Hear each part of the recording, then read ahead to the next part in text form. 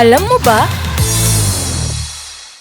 Madalas makita sa palengke at sa kusina ang bawang. Isa ito sa mga rekadong ating ginagamit sa pagluluto ng iba't ibang mga pagkain. Mapaginisa man o sa mga ulam na may sabaw, hinding-hindi ito mawawala. Pero, alam nyo ba na noon na ang bawang ay hindi lang isang pampalasa, kundi ginamit din ito bilang salapi?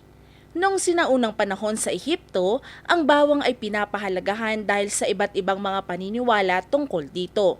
Sa katunayan, ito ay ginamit bilang isang uri ng salapi o pambayad sa mga kalakal. Ang mga aliping gumawa ng piramid ay pinakain din ng bawang para mapalakas ang kanilang pisikal na kakayahan at maging mas masigasig sa pagtatrabaho.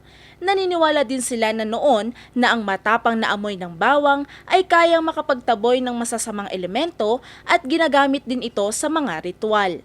Ang bawang ay malawakang ginagamit din sa mga rehiyon ng Mediterranean, Asia, Africa at Europa. Sa Ehipto, bukod sa paggamit nito bilang salapi, ito ay isa ring pangunahing panggabot at pangpalakas.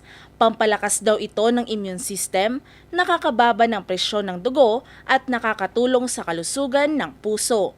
Ang bawang ay kasapi ng allium family kung saan kabilang din dito ang leeks, shallots at sibuyas. Ang mga individual na butil ng bawang ay tumutubos sa ilalim ng lupa at nagiging bagong bunga na may 6 hanggang 8 butil.